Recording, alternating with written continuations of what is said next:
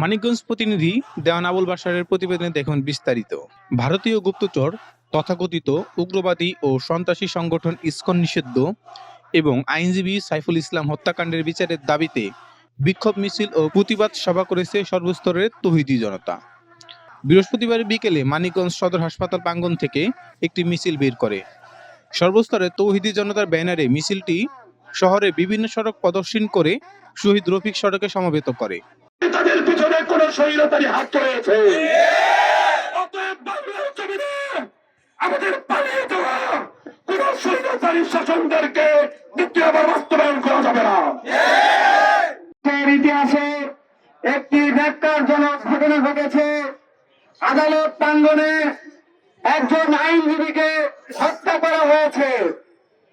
আপনারা দেখেছেন এই জঙ্গি সংগঠন ইসকন আমাদের 24-এর গণঅভ্যুত্থানের সময় তারা কিভাবে নীরব ভূমিকা পালন করেছে এবং আওয়ামী লীগের তারা কিভাবে দীর্ঘদিন ধরে পা চেটেছে। এই নিষিদ্ধ সংগঠন ইসকন একটি জঙ্গি সংগঠন, এটাকে রাষ্ট্রীয়ভাবে নিষিদ্ধ করতে হবে।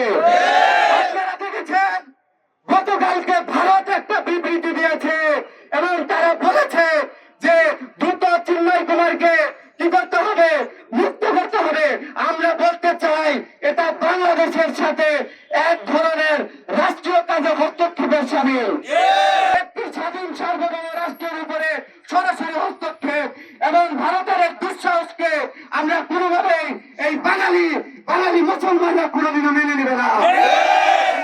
আওয়ামী লীগ সরকার যদি সংখ্যালঘুদের নিয়ে কোন ধরনের কোন মাথা ছাড়া দিতে চায় আর যদি কোন ষড়যন্ত্র করতে চায় তাহলে এদেশের ঐক্যবদ্ধ তৌহিদি জনতা সেটাকে প্রতিরোধ করবে। যে তরুণ আইনজীবীকে হত্যা করা হয়েছে তার সাথে যারা জড়িত আছে তাদেরকে দ্রুত আইনের আওতায় আনতে হবে এবং সর্বোচ্চ শাস্তি মৃত্যুদণ্ড নিশ্চিত করতে হবে।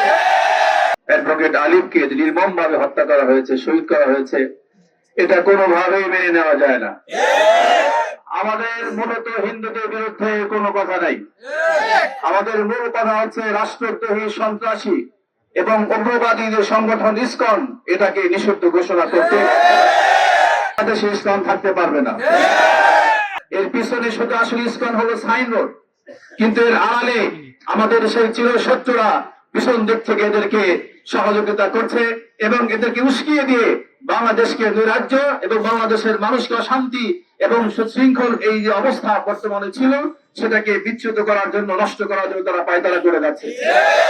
সমাবেশে বক্তারা বলেন, অবিলম্বে নিহত আইনজীবী সাইফুল ইসলামের হত্যাকারীদের দৃষ্টান্তমূলক শাস্তি নিশ্চিত করতে হবে এবং বাংলাদেশে সন্ত্রাসী সংগঠন ইসকন নিষিদ্ধর জোর দাবি জানান তারা। Desk report, DN Bangla.